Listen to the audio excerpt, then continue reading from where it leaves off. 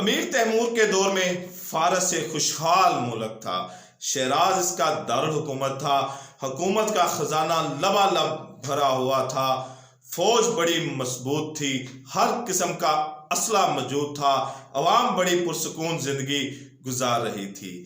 امیر Timur جس نے پوری دنیا کو فتح کیا، پے در پہ شکستیں دی، بڑی بڑی امپائر، بڑے بڑے بادشاہ، بڑے بڑے تخت، بڑی بڑی فوجوں کو الٹ دیا، لیکن اس نے فارس کی طرف دیکھا بھی نہیں۔ امیر تیمور ایک دفعہ خراسان جا رہا تھا اور فارس کے قریب سے چپ چاپ گزر رہا تھا۔ اچانک اس کی طبیعت خراب ہوئی۔ حکیم کو بلایا گیا، طبیب کو بلایا گیا۔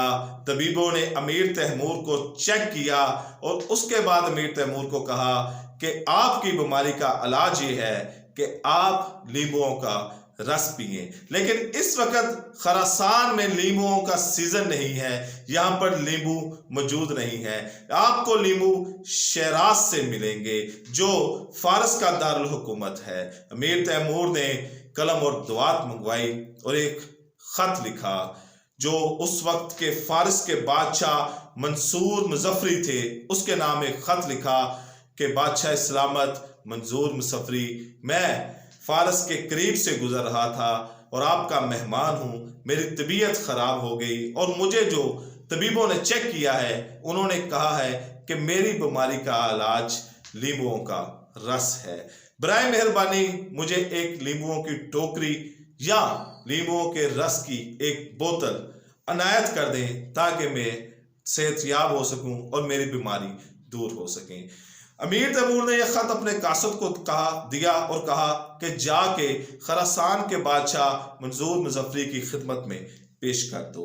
قاصد خط لے کر خراسان کے بادشاہ کے دربار میں پیش ہوا۔ منظور مظفری نے وہ خط پڑھا اور اپنے کاتب کو بلوایا، یعنی کہ اپنے سیکرٹری کو بلایا اور اسے کہا کہ لکھو خط۔ لکھا، امیر تیمور، پہلی بات کہ میں کوئی سبزی فروش نہیں ہوں کہ تمہیں لیمو بھیجوں، اور اگر میں سبزی فروش ہوتا بھی اور تم سسک سسک کے مر رہے ہوتے تو پھر بھی میں تمہیں لیمو یا لیموؤں کا رس نہ دیتا۔ اس نے یہ کاغذ کو فولڈ کیا اور قاصد کو پکڑایا اور کہا کہ جا کے امیر تیمور کو دے دو۔ قاصد واپس آیا، امیر تیمور کو خط دیا۔ امیر تیمور نے جیسے ہی خط پڑھا اس کے تن بدن میں آگ لگ گئی، اس کی آنکھوں سے شعلے نکلنے لگ پڑے۔ اس نے اپنی فوجوں کا رخ شیراز کی طرف موڑ دیا۔ بڑی خوفناک جنگ ہوئی۔ منظور مظفری کے لاکھوں فوجی اس میں قتل ہو گئے۔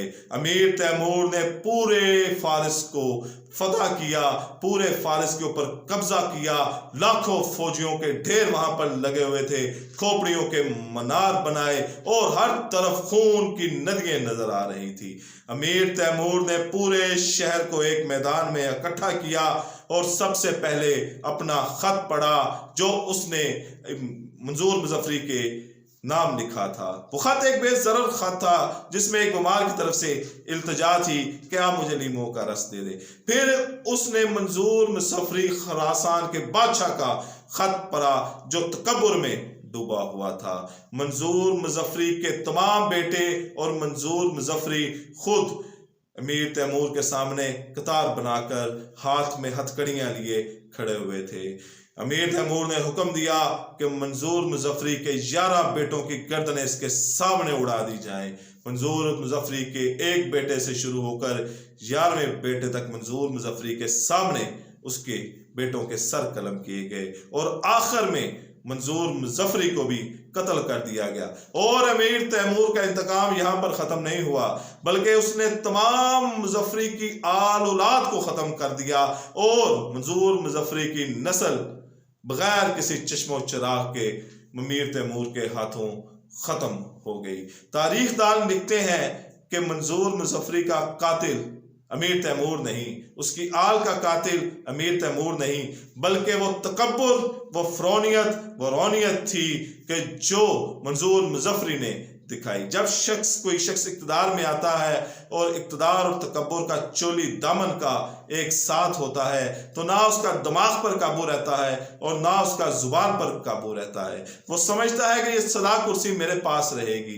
वो तकब्बुर के उस नशे में चला जाता है कि जिस नशे का कोई इलाज नहीं होता।